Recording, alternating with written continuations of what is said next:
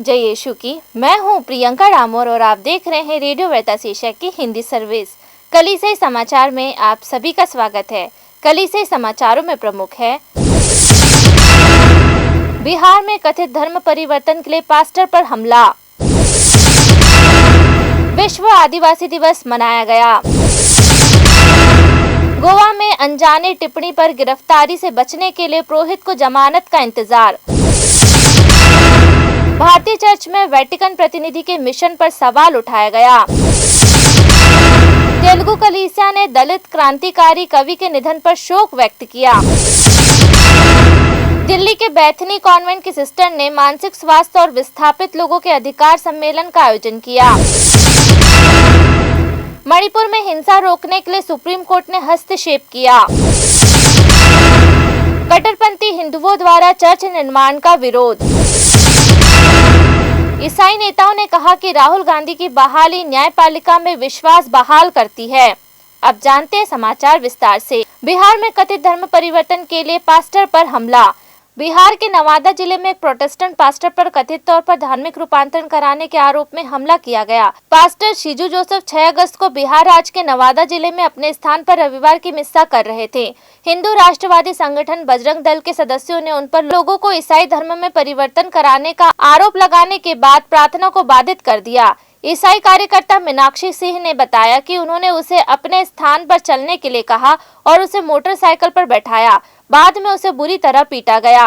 उत्तर प्रदेश स्थित एक charity unity in कैंपेशन के महासचिव सिंह ने कहा, अभी तक कोई शिकायत दर्ज नहीं की गई है। सिंह ने कहा, हमें पीड़ित को पुलिस में शिकायत दर्ज कराने में मदद कराने के लिए बिहार में अपने लोगों से संपर्क किया है।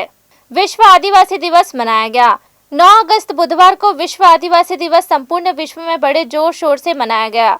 युवा पीढ़ी को अपने पूर्वजों की समृद्ध सांस्कृतिक विरासत से अवगत कराने और उनकी सांस्कृतिक प्रथाओं और भाषा की सराहना करने के लिए सेंट अर्नोल्ड चर्च मेघनगर ने 9 अगस्त बुधवार को विश्व आदिवासी दिवस बड़े उत्साह और उल्लास के साथ मनाया। दिन का जश्न मनाने के लिए पल्ली वासी अपनी सांस्कृतिक पोशाक में आए। उत्सव की शुरुआत ढोल की धुन पर नाचती हुई पल्ली की महिलाओं के नेतृत्व में एक जुलूस के साथ हुआ। पूरा उत्सव भीली भाषा में आयोजित किया गया। फादर जामू कटारा ने पवित्र यूखरिस्त का संचालन किया। पवित्र मिस्सा के बाद सार्वजनिक सभा के दौरान श्री मनोज गणावा और फादर जॉर्ज मीणा ने आदिवासियों के संवैधानिक अधिकारों और उनकी संस्कृति की समृद्ध विरासत को संरक्षित करने की आवश्यकता के बारे में बात की। गोवा में अनजाने टिप्पणी पर गिरफ्तारी से बचने के लिए पुरोहित को जमानत का इंतजार। गोवा की एक अदालत ने कैथोलिक पुरोहित की अग्रिम जमानत याचिका की सुनवाई स्थगित कर दी है, जिस पर 17वीं शताब्दी के हिंदू राजा का अपमान करने का आरोप था। गोवा में सेंट फ्रांसिस जेवियर चर्च के पल्ली पुरोहित फादर बोलमैक्स परेरा ने 5 अगस्त को अग्रिम जमानत की मांग की थी, जिसके एक दिन बाद पुलिस ने एक उपदेश के दौरान कथित तौर पर यह कहने के लिए उनके खिलाफ मामला दर्ज किया था कि शिवाजी महाराज एक योद्धा राजा नहीं थे। 7 अगस्त को सुनवाई के दौरान फादर परेरा ने गिरफ्तारी से बचने के लिए अंतरिम राहत की मांग की, लेकिन मडगांव स्थानीय अदालत के न्यायाधीश ने उनके अनुरोध को अस्वीकार कर दिया। पुरोहित पर शांति भंग करने के लिए जानबूझकर अपमान करने के अलावा एक धर्म का अपमान करने के इरादे से पूजा स्थल को अपवित्र करने का आरोप लगाया गया है। भारतीय चर्च में वेटिकन प्रतिनिधि के मिशन पर सवाल उठाया। भारत के पूर्वी रीति संस्कार सिरो मालाबार चर्च में लंबे समय से चल रहे धार्मिक विवाद का समाधान खोजने में मदद करने के लिए पहुंचे वेटिकन प्रतिनिधि की नियुक्ति तब विवादास्पद हो गई है जब कैथोलिकों के एक वर्ग ने कहा कि उनका पॉप प्रतिनिधि मंडल खुद संदिग्ध है। स्लोवाकिया के जेसुइट आर्चबिशप सिरिल वासिल 4 अगस्त को केरल राज्य में चर्च के आधार पर पहुंचे, लेकिन चर्च के एर्नाकुलम अंगामाली आर्चडायसिस में कैथोलिकों के एक समूह का कहना है कि वेटिकन से उनका नियुक्ति पत्र आर्चडायसिस को उपलब्ध नहीं कराया गया है, न ही प्रकाशित किया गया है।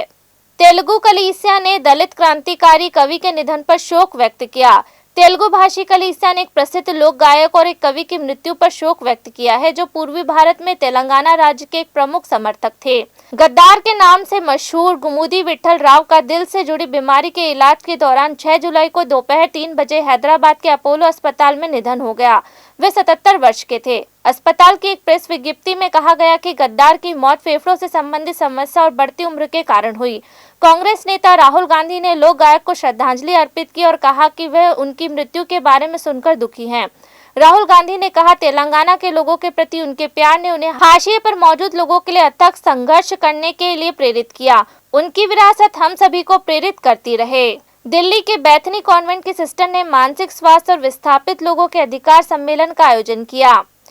स्पर्श हेल्थ सेंटर और बैथनी कॉन्वेंट ने मणिपुर में विस्थापित लोगों के मानसिक स्वास्थ्य और मानव अधिकार को सशक्त बनाने के लिए एक सम्मेलन आयोजित किया जो चल रहे संघर्ष और हिंसा से प्रभावित थे। यह कार्यक्रम 3 अगस्त को उत्तरी दिल्ली के बुराड़ी के सलीमपुर माजरा में बैथनी कॉन्वेंट में हुआ। बैथनी प्रांत की 10 बहनों और विभिन्न मंडलियों के 5 पुरोहितों के साथ मणिपुर के 100 से अधिक आंतरिक रूप से विस्थापित व्यक्तियों ने इस कार्यक्रम में भाग लिया। मानसिक स्वास्थ्य सशक्तिकरण और मानव अधिकार सम्मेलन के बाद बैथनी प्रांत के कई पुरोहितों और बहनों ने मणिपुर में शांति और सद्भाव के लिए आराधना, पाप स्वीकार और प्रार्थना का नेतृत्व किया। मणिपुर में हिंसा रोकने के लिए सुप्रीम कोर्ट ने हस्तक्षेप किया। भारतीय जनता पार्टी जो दिल्ली में संघीय सरकार का नेतृत्व कर रही है और मणिपुर राज्य पर शासन करती है, 3 मई को शुरू हुई हिंसा को रोकने में विफल रहने के बाद 7 अगस्त को भारत के सर्वोच्च न्यायालय ने हस्तक्षेप किया। संघर्षग्रस्त मणिपुर राज्य में शांति बहाल करने के अपने प्रयास के तहत सर्वोच्च न्यायालय ने 3 सेवानिवृत्त महिला न्यायाधीशों का एक पैनल गठित की है। जम्मू कश्मीर उच्च न्यायालय की पूर्व मुख्य न्यायाधीश न्यायमूर्ति गीता मित्तल इस पैनल की अध्यक्षता करेंगी। आयोग में बॉम्बे हाईकोर्ट के जस्टिस शालिनी जोशी और दिल्ली हाईकोर्ट के जस्टिस आशा मेनन के अलावा 2 सेवानिवृत्त जज होंगे। चर्च के एक अधिकारी ने बताया, अदालत का आदेश एक बड़ा कदम है क्योंकि राज्य सरकार ने शांति बहाल करने के लिए कोई कदम नहीं उठाया। कट्टरपंथी हिंदुओं द्वारा चर्च निर्माण का विरोध। जून में राज्य द्वारा कठोर धर्मांतरण विरोधी कानून वापस लेने के 1 महीने के बाद कट्टरपंथी हिंदू समूहों ने कर्नाटक में एक प्रोटेस्टेंट चर्च के निर्माण का विरोध किया है।